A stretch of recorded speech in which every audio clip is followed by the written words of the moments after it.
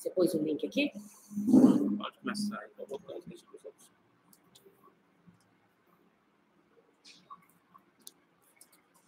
Aí você põe naquele também da gestão lá, da coisa lá. Você põe, né?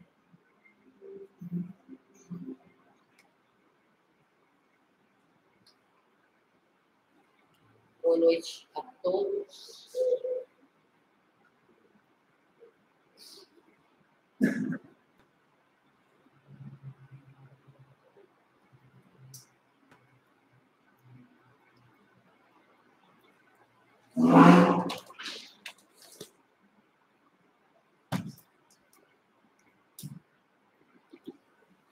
Boa noite a todos, encarnados e desencarnados.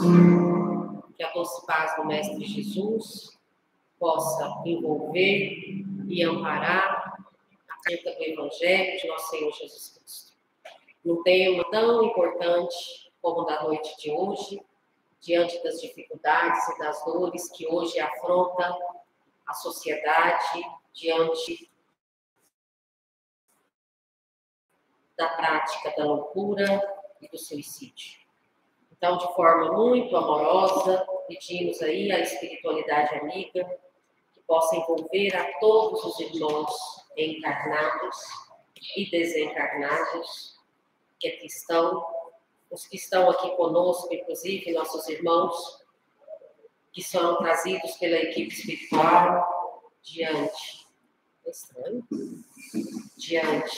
do estudo, né, da Memórias do livro Memórias de um Suicida, que ocorre nas quartas-feiras às 9 da manhã, que os espíritos bondosos possam envolver a todos os irmãos nesse momento, rogando a Maria Santíssima, a sua equipe, os servos de Maria, que possa envolver e amparar a todos amorosamente, rogando também as equipes do bem e da luz, que possam, nesse momento, envolver a cada um conforme a nossa necessidade, mas também conforme o merecimento. Rogamos também a todos os irmãos encarnados, a todos os que estão aqui presentes, a todos os irmãos encarnados que passaram aqui pelo dia de hoje, que foram ouvidos, amparados, acolhidos, esclarecidos diante da oportunidade de estarmos aqui, envolvidos amorosamente e também com o compromisso de servirmos em nome do Cristo. De rogarmos a Maria Santíssima que possa, nesse momento, envolver e amparar a todos nós, com a sua infinita misericórdia e o seu infinito amor. Rogando as equipes do bem e da luz que possam estar juntos, os nossos irmãos desencarnados suicidas, os que se encontram no Vale dos Suicidas, os que se encontram. Acho que sim. Até esperar. Ok. Acho que vai. Avisa o psicólogo que a Márcia vai chegar agora. Acho que ela está lá ainda. Que os bondosos espíritos possam olhar pelos nossos irmãos que se encontram no Vale dos Suicidas, os que estão, né,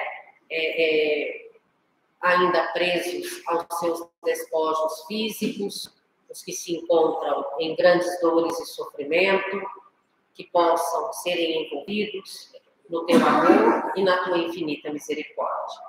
Que Maria Santíssima, nossa Mãe, possa amparar a cada um conforme a necessidade, conforme o merecimento. A todos os espíritos amparadores dessa casa, os que envolvem o Quintal de Meimei, os que envolvem o Morro da Esperança, os que envolvem a construção da passarela, que é uma luta, né, há mais de 10 anos, 10, 12 anos, os que envolvam a todos os que estão lá, finalizando, que possa tudo, né, dar certo conforme a dificuldade, também conforme o nosso merecimento.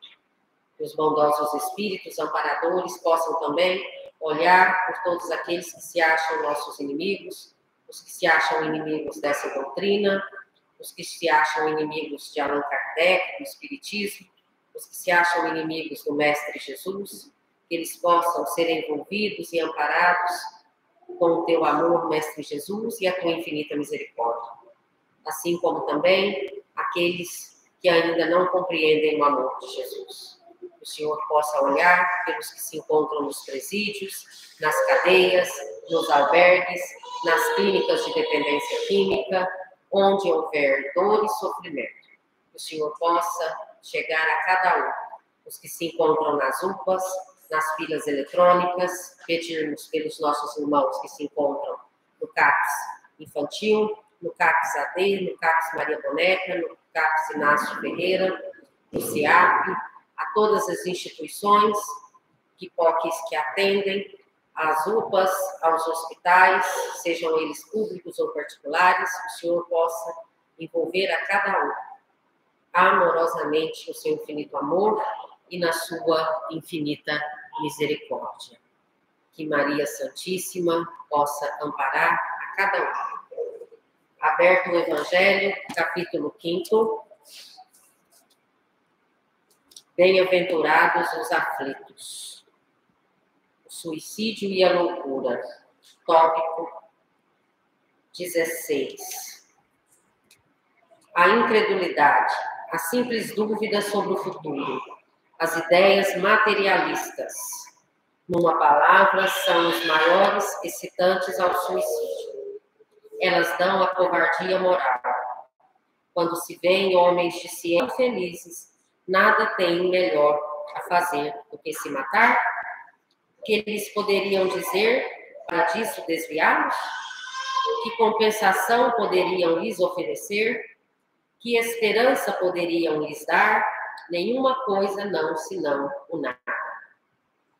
De onde é preciso concluir que se o nada é o único remédio heróico, a única perspectiva, mais vale nele cair imediatamente que mais tarde, e assim sofrer por menos tempo.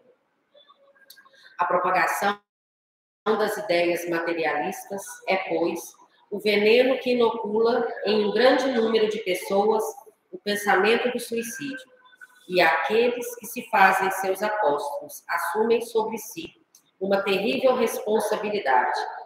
Com o Espiritismo, não sendo mais permitida a dúvida, o aspecto da vida muda. O crente sabe que a vida se prolonga indefinidamente, além do túmulo. Mas em outras condições, daí a paciência e a resignação de que o afastam naturalmente do pensamento do suicídio. Daí, numa palavra, a coragem moral. O Espiritismo tem ainda, sobre esse aspecto, um outro resultado também positivo, e talvez mais determinante. Ele nos mostra os próprios suicidas vindo revelar sua posição infeliz e provar que ninguém viola impunemente a lei de Deus, que proíbe ao homem abreviar sua vida. Há entre os suicidas aqueles cujo sofrimento, por não ser senão temporário ao invés de eterno, não é menos terrível e de natureza a dar o que pensar, qualquer que fosse tentado a partir daqui antes da ordem de Deus. O espírita tem, pois, para contrabalançar a ideia do suicídio, vários motivos. Presta bem atenção nisso aqui.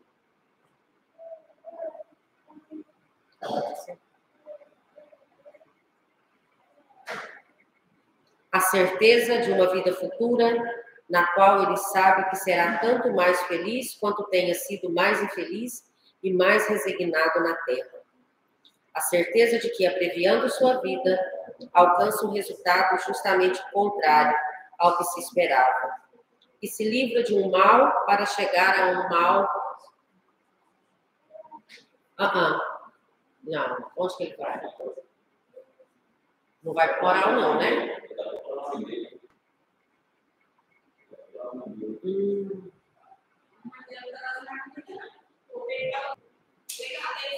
Washington? O Thiago? Vai? Você vai com ele?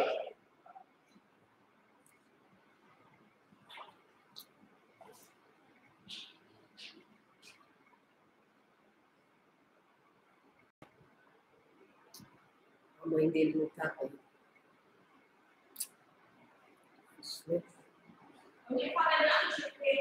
Nem pode. Faz uma prece.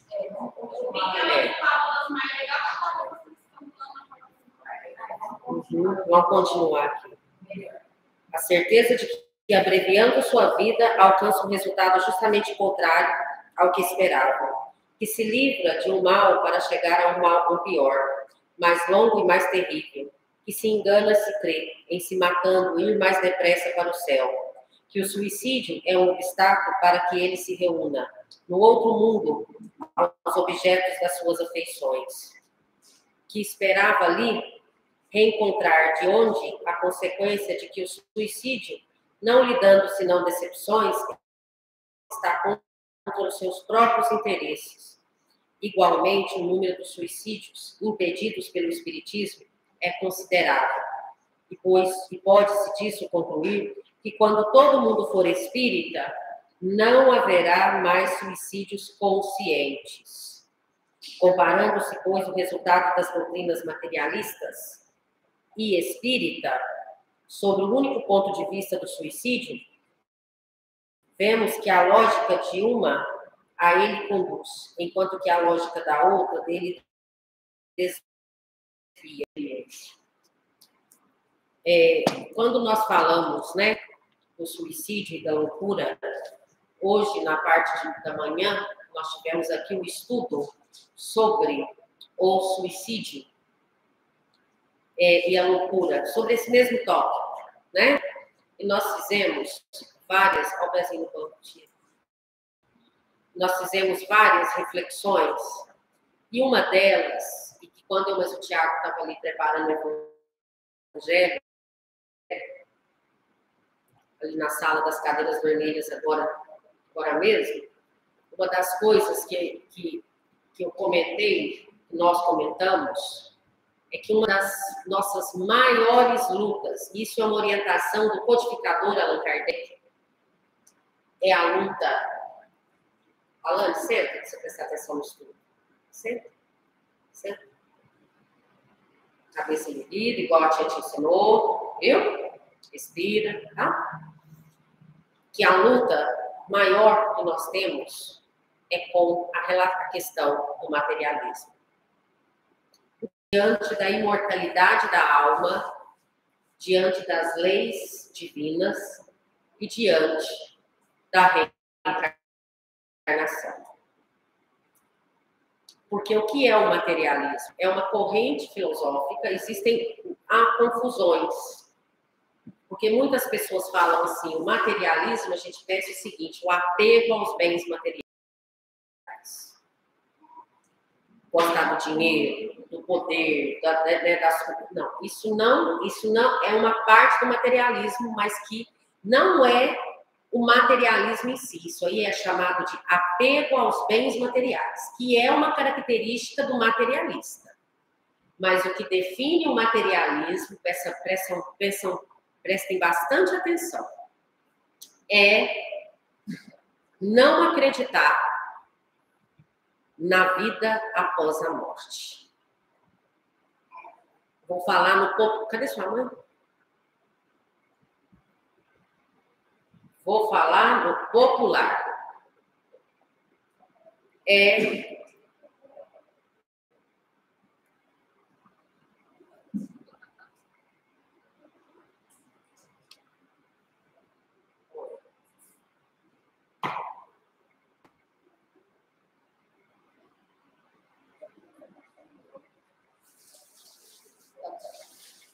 Tá tudo bem?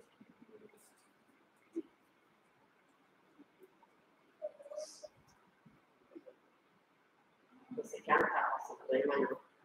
Tá ali resolvendo o negócio.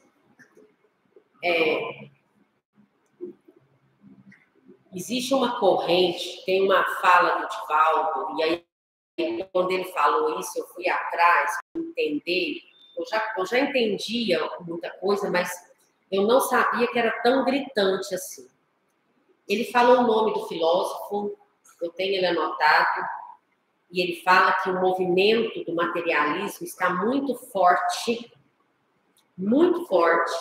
principalmente a partir de 2015. Agora vocês imaginam, eu já tenho 8 anos. Que é a filosofia defendendo o materialismo, essa corrente filosófica, que não existe vida após a morte. Isso é a essência do materialismo. E o materialista, ele também tem o apego aos bens materiais. É uma característica, viu que é diferente?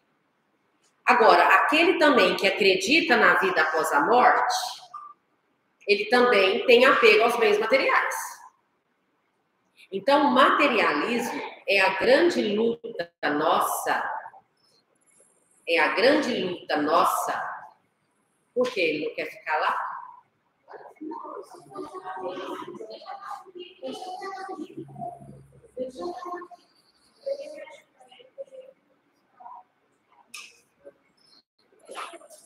E aí, essa corrente filosófica é justamente a que traz o grande perigo. Porque, então, se eu acredito que não existe vida após a morte, então vamos viver loucamente. Para que eu vou me preocupar com o dia do amanhã? Para que eu vou preocupar em me melhorar? Se eu vou morrer, acabou. Acabou. Então, se eu acredito que não existe vida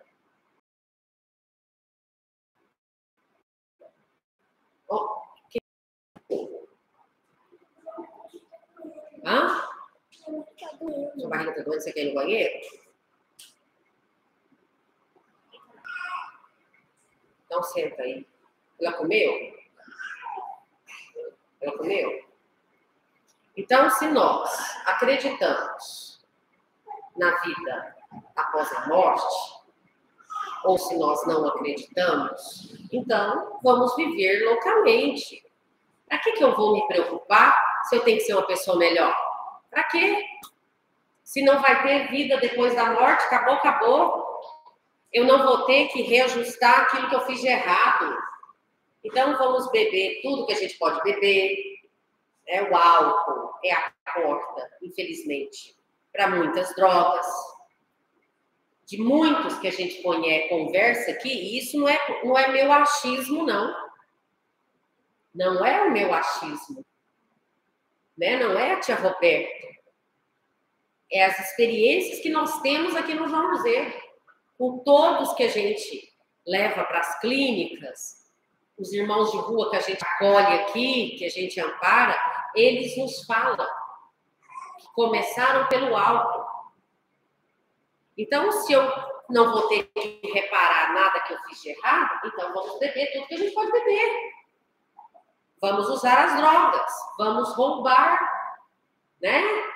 Ah, mas tem as leis dos homens, mas você pode burlar as leis dos homens, então vamos ser o espertinho, porque eu não vou ter que reparar isso perante Deus, porque não existe nada depois.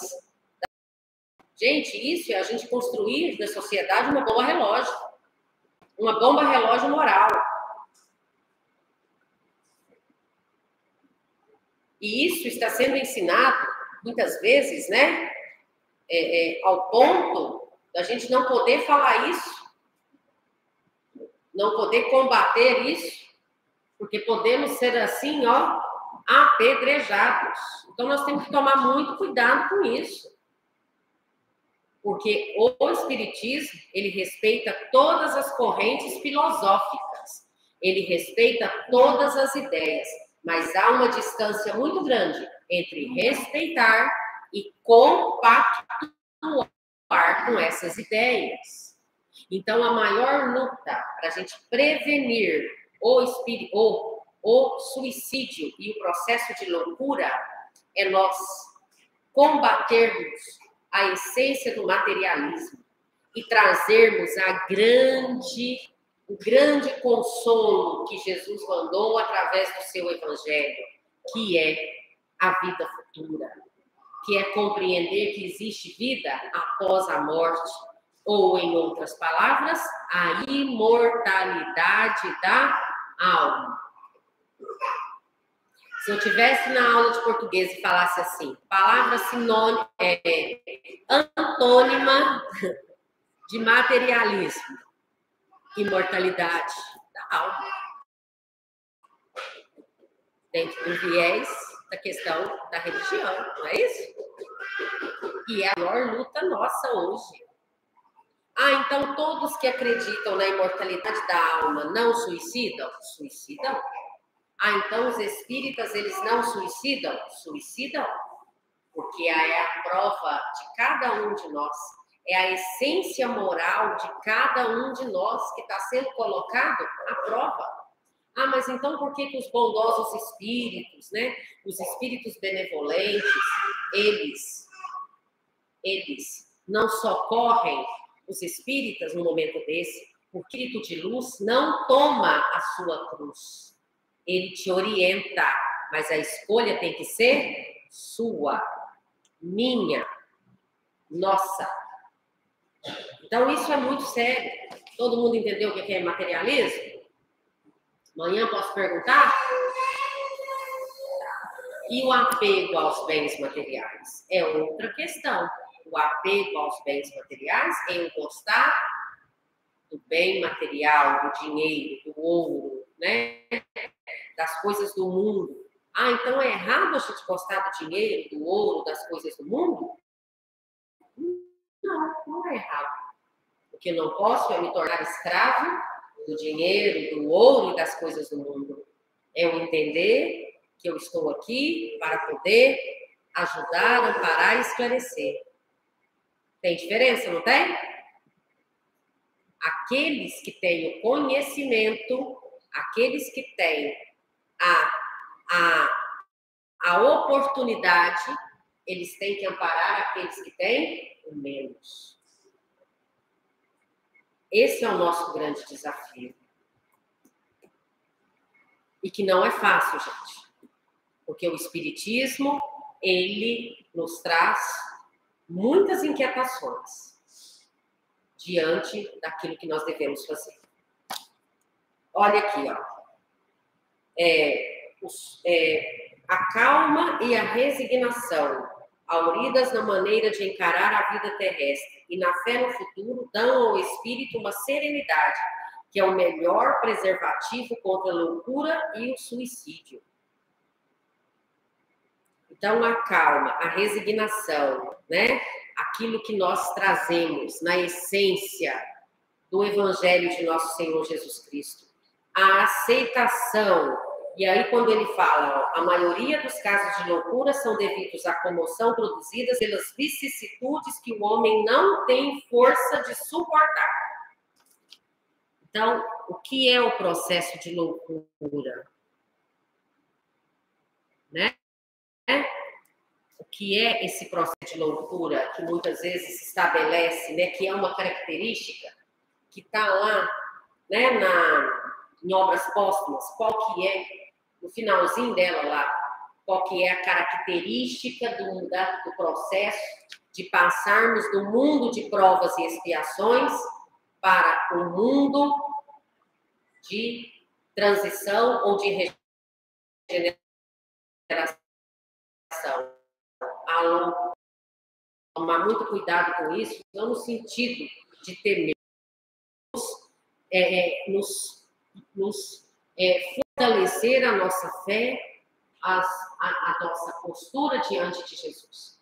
Porque qualquer um de nós pode ser acometido por um mal desse. E olha que ele fala assim, ó, não tem força devido à comoção produzida pelas vicissitudes. O que são vicissitudes? As dificuldades da vida. As vicissitudes que o homem não tem força de suportar.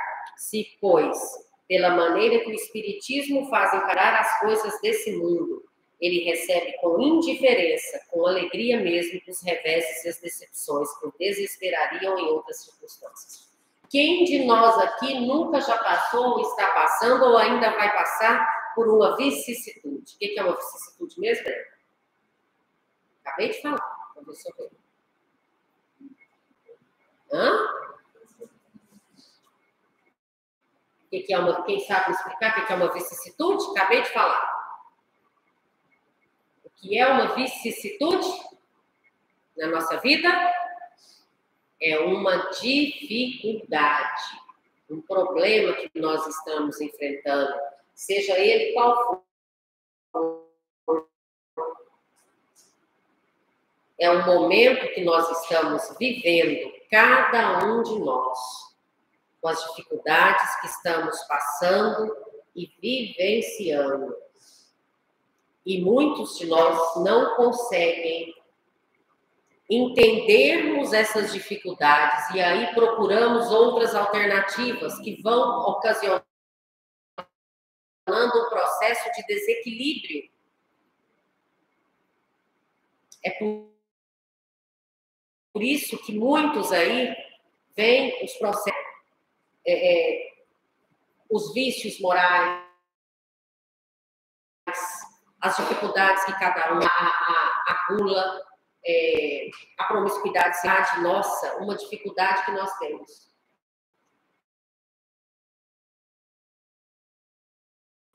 Que pode ser, inclusive, de outras vidas, que nós não estamos sabendo com essa. Para nós, o desespero, a dificuldade, o livre-arbítrio. Porque as escolhas nossas são das mínimas escolhas, as grandes decisões que tomamos na nossa vida. Isso tudo vai acumulando. Pode chegar à vida após a morte. Eu não acredito na imortalidade. Então eu consigo suportar. E qual é o maior desafio do que pratica o suicida? O suicídio, o maior desespero é que quando eles chegam lá, eles sabem que a morte não existe, que o espírito está mais do que nunca vivo. E que ele vai, inclusive, sentir todas as sensações. Ela, juntamente com o guia espiritual dela, que era um espírito, um dos meus dedicados educadores espirituais, chamado Charles, isso é a Dona Ivone Pereira falando, levou-me a um cemitério público do Rio de Janeiro. Não está vindo aqui toda hora. O que aconteceu? Depois eu vou saber, né? A fim de visitarmos um suicídio em putrefação. Escusado será esclarecer que tal visita foi realizada em corpo astral. Então, no momento que que a Dona Ivone estava dormindo, o querido suicida, então, o perispírito dele, né? Hediondo, infundiu-me pavor e repugnância. Apresentava-se completamente desfigurado e irreconhecível, coberto de cicatrizes, tantas cicatrizes quantas haviam sido os pedaços a que ficara reduzido seu envoltório carnal, pois ele jogara-se sob as rodas de um trem de ferro, ficando despedaçado.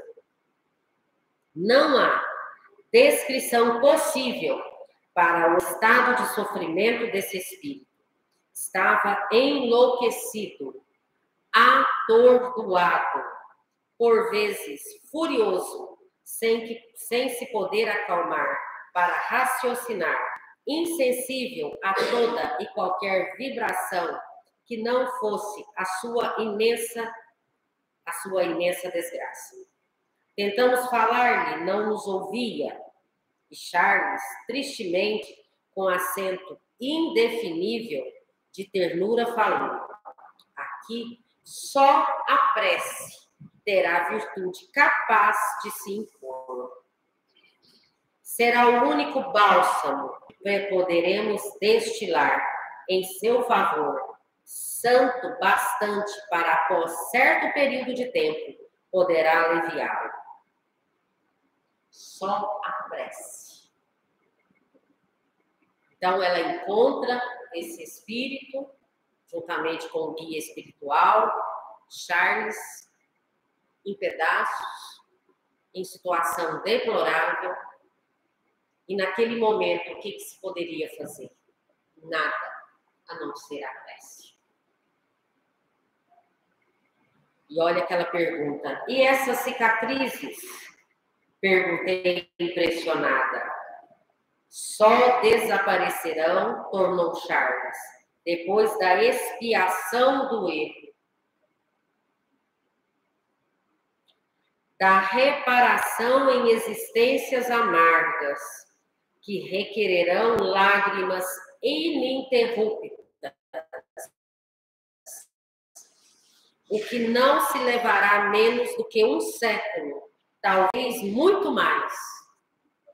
Que Deus se a merece dele, porque até lá, durante muitos anos, orei por esse infeliz irmão em minhas preces diárias. Então,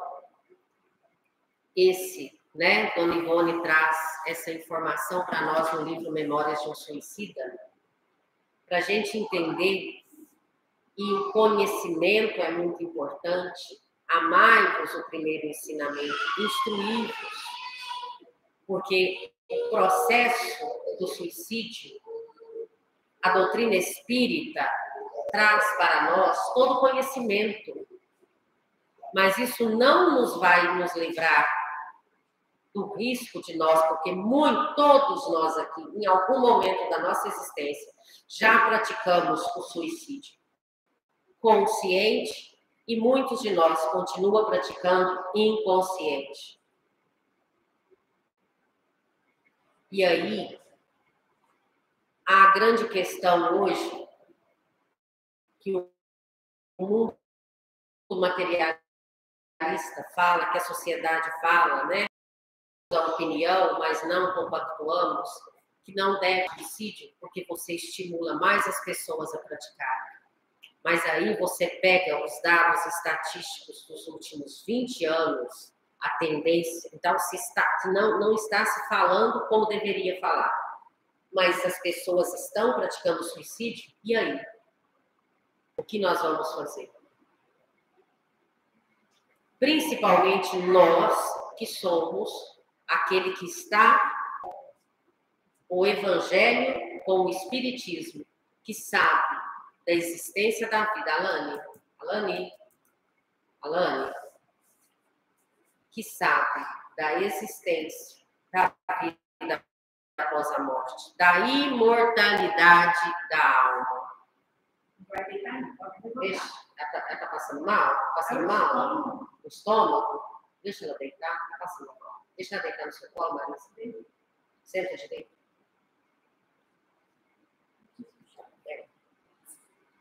Então, e aí? O que nós, espíritas, temos a falar sobre isso? Uma coisa é a sociedade materialista, que não acredita na vida após a morte, muitos da sociedade, porque graças a Deus não são todos, mas e a doutrina espírita, que tem o conhecimento do Evangelho? Vamos nos calar, nos privar diante disso? Eu prefiro errar pelo excesso do cuidado do que errar pela omissão. Isso faz parte da minha filosofia de vida. Eu prefiro errar tentando ajudar ou fazer alguma coisa do que deixar o outro para lá.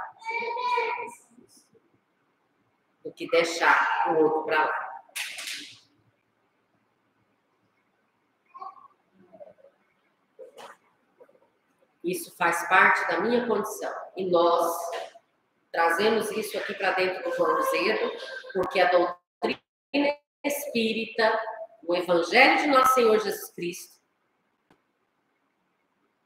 é um bálsamo que veio, capítulo 5, tópico 27. Então, não dá para ser indiferente. E é muito mais fácil ser indiferente. É muito mais fácil você falar que a escolha é do outro e deixa ele se estrumbicar. Aí ele pega e suicida. Aí eu quero só ver.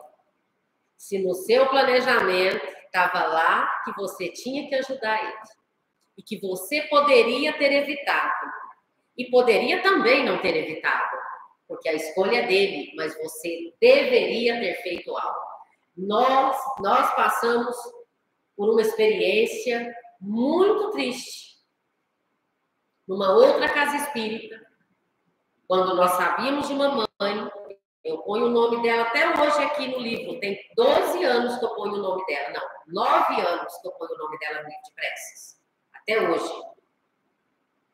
E ela estava num processo extremamente difícil, depressivo. E num dia 1º de novembro, que é um feriado católico, e que essa casa espírita, ela fechava nos feriados católicos, por mais que a gente falasse que era errado. Mas o responsável da casa espírita fechava a casa espírita com a conivência daqueles que lá estavam. Eu não. Tive sérios problemas com ele, justamente por isso, porque casa espírita não se fecha em dia de feriado católico. Até pouco tempo, muita gente me pergunta no WhatsApp, o João vai funcionar hoje? E essa mãe, segundo o marido dela, bateu na porta da casa, dessa casa espírita, no dia 1º de novembro, e ninguém a socorreu, e à noite ela praticou suicídio. Não podemos errar nesse sentido. Não podemos. Essa foi uma das que nós ficamos sabendo, e os outros que nós não temos o conhecimento. Então, nós vamos poder salvar a todos? Não. Nós não vamos poder salvar-nos a todos. Mas aquele que aparecer na sua porta, eu tenho que ajudar ele a carregar a cruz. E nós estamos ouvindo no mundo materialista, é o livre-arbítrio do outro, ele tem que fazer a prova, ele tem sim, é o livre-arbítrio do outro, e ele tem que passar pela prova, mas a casa espírita tem que fazer a função dela. E nós precisamos entendermos isso. Então, nós temos que tomarmos muito cuidado. Vamos poder salvar todos? Não. Mas nós temos que fazer aquilo que é preciso fazer. Né? E esse é um processo extremamente importante, principalmente quando fala, né? O finalzinho aqui, ó, que o espiritismo, o espírita tem, pois, para contrabalançar a ideia do suicídio, vários motivos. Então, vamos lá. A certeza de uma vida futura, na qual ele saberá que será tanto mais feliz quanto tenha sido mais infeliz e mais resignado na Terra. A certeza de que, abreviando sua vida, alcança um resultado justamente contrário ao que esperava. Então, nós sabemos que existe a vida futura. Então, se eu atentar contra a minha vida, eu vou ter que responder por isso. E que o fato de eu retirar a minha vida não vai me tirar os problemas que eu vou ter que enfrentar, porque eles vão multiplicar por mais de 1 milhão de vezes. O capítulo 2 do Evangelho nos traz isso com muita perfeição. E aí, minha filha? Com muita perfeição.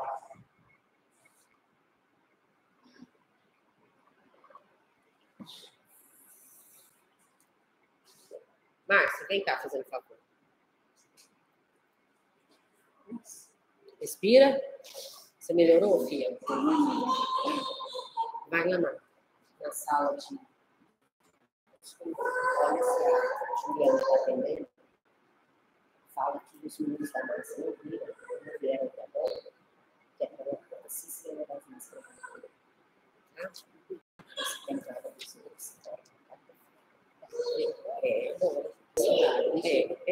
aí dá para você.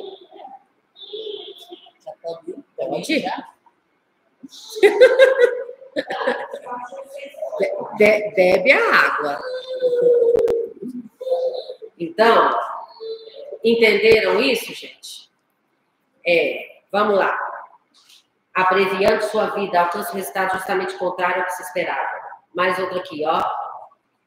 Que se engana se crê em que se matando vai ir mais depressa para o céu, que o suicídio é um obstáculo para aquele que se reúna no outro mundo aos objetos das suas afeições. Então, que não adianta você tirar sua vida para você encontrar mais rápido com o filho que você perdeu, com a mãe, com o pai. Que não é assim. Né? Então, a doutrina espírita é o consolador prometido por Jesus. É o grande manancial de luzes trazidos por todos nós,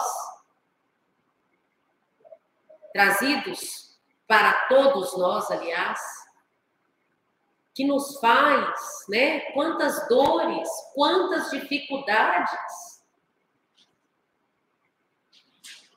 e que precisamos suportá-las uma a uma, amorosamente ou dolorosamente. Vai depender das nossas escolhas. Gente, quem puder acompanhar, viu? Não tenham medo. Às vezes muitos, né? Até tem um coraçãozinho aqui. Um dos livros mais belos depois da codificação, com todo respeito a Chico, é um dos mais belos que eu estou lendo, né? Estudando Memórias de um Suicida. Tá? E que hoje era para você ter ficado, né? Esqueci de te avisar. Então você já sabe. Você me ajuda a lembrar, né? Você fica. Né? Aquela hora você foi embora e esqueci de te falar. Tá? Então nós temos esse estudo às quartas-feiras desse livro, às 9, às 10h15 da manhã. Nós estudamos o Evangelho por 20, 25 minutos e depois fazemos grandes reflexões do Evangelho. Então, que a gente possa refletir sobre isso, trazermos, né, esses grandes ensinamentos para cada um de nós, conforme a necessidade e o merecimento. Todos estão aí com o livro dos médicos? Tiago chegou aí? Olha para mim lá, Marcelo. Está tomando água? Ah, está lavando as mãos? Ah, então ele pode entrar aqui. Tiago agora vai continuar com o livro dos médicos.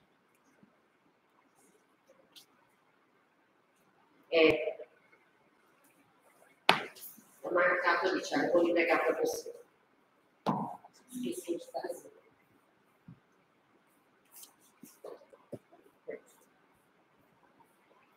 Quem está sem livro dos médios, pega aqui, viu, gente?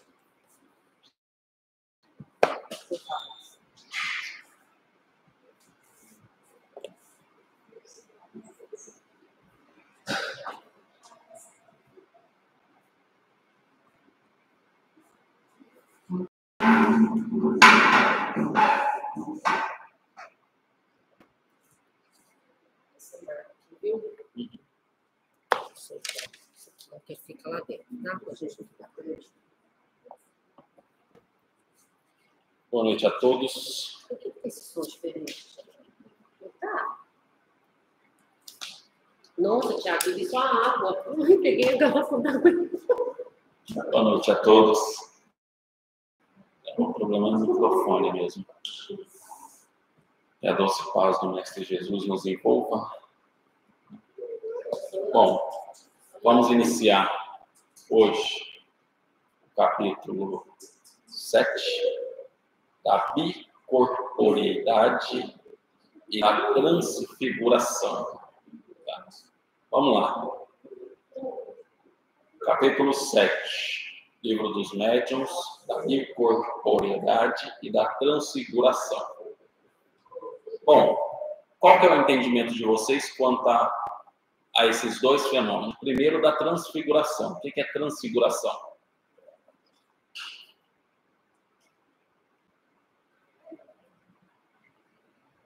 O que é transfigurar?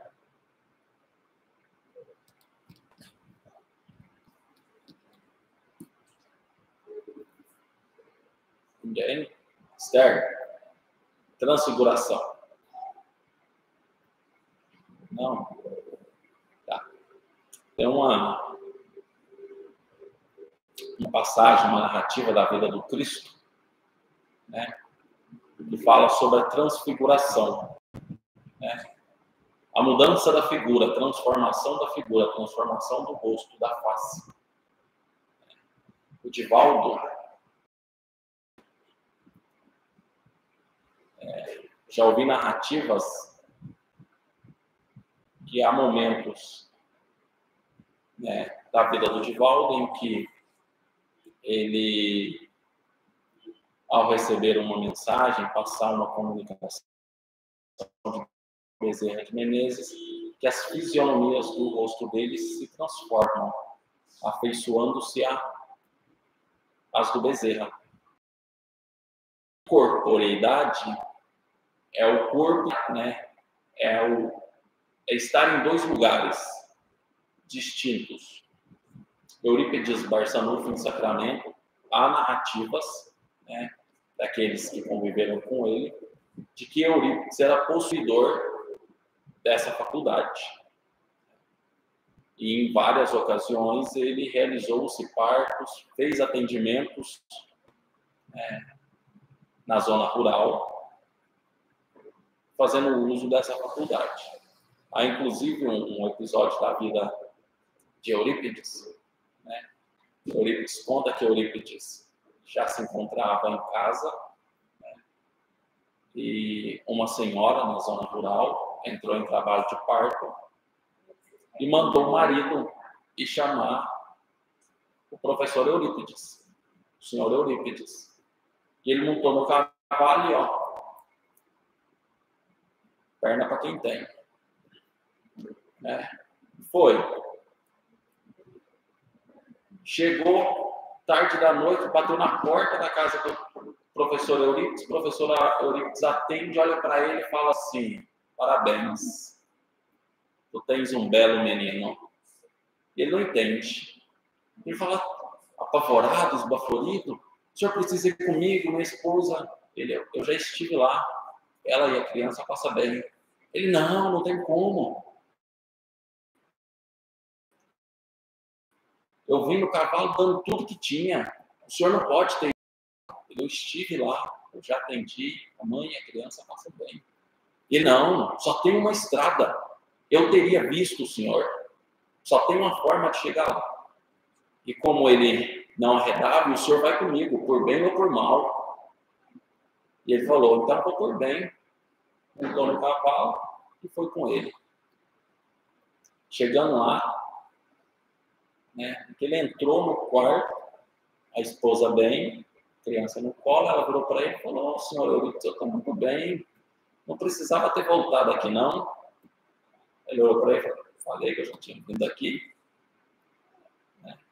Então, os alunos, né, os ex-alunos dele narram que ele estava dando aula e ele recebia um chamado, né, um pedido. Então, ele entrava em oração e prece. Os alunos entravam em vibração, em prece. Os alunos eram os médiuns auxiliares ali.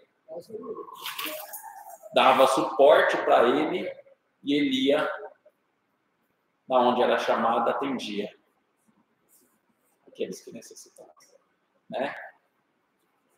Bom, capítulo 7, item 114. Estes dois fenômenos são variedades das manifestações visuais. Por muito maravilhosos que pareçam à primeira vista, facilmente se reconhecerá pela explicação que deles se pode dar, que não estão fora da ordem dos fenômenos naturais. Assentam ambos no princípio de que tudo o que ficou dito das propriedades do perispírito após a morte se aplica ao perispírito dos vivos. Sabemos que durante o sono, o espírito readquire parte da sua liberdade, isto é, isola-se do corpo, e nesse estado que em muitas ocasiões se tem ensejo de observá-lo. Mas o espírito, quer o homem esteja vivo, quer morto, traz sempre um envoltório semimaterial, que pelas mesmas causas que já tratamos, pode tornar-se visível e tangível. Há fatos muito positivos que nenhuma dúvida permite a tal respeito. Citaremos apenas alguns exemplos de que temos conhecimento pessoal e cuja exatidão podemos garantir, sendo que a todos é possível registrar outros análogos, consultando suas próprias reminiscências. Bom, perispírito. O que é perispírito?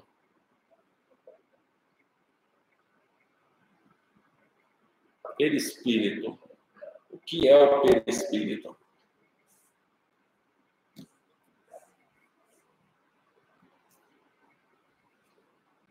Bom, talvez se cantar ajuda. É uma música de Sacramento, eu já falei dela para vocês. Que fala assim: perispírito é o corpo intermediário. Nele estão minhas memórias, que ligam o meu presente ao meu passado. Perispírito é o corpo semimaterial. Por que semimaterial? Porque ele não é matéria como o corpo físico e não é, feito da mesma essência que é o espírito. Vamos imaginar o seguinte. Vamos imaginar que o nosso corpo é um gelo, certo? Gelo. O espírito é o vapor de água. O perispírito seria o quê? Nesse sentido, a água não é gelo e não é vapor. Está ali no meio. Perispírito é matéria? É matéria, porém não matéria como nós conhecemos. Tá? O espírito é matéria? Não. O espírito, não. Então, aquelas pessoas que falam assim: nossa, eu vi um espírito. Não viu um espírito. Viu um perispírito. De um espírito. Entenderam? O que é o perispírito? Não vai restar dúvida mais não. Ou alguém ficou com dúvida?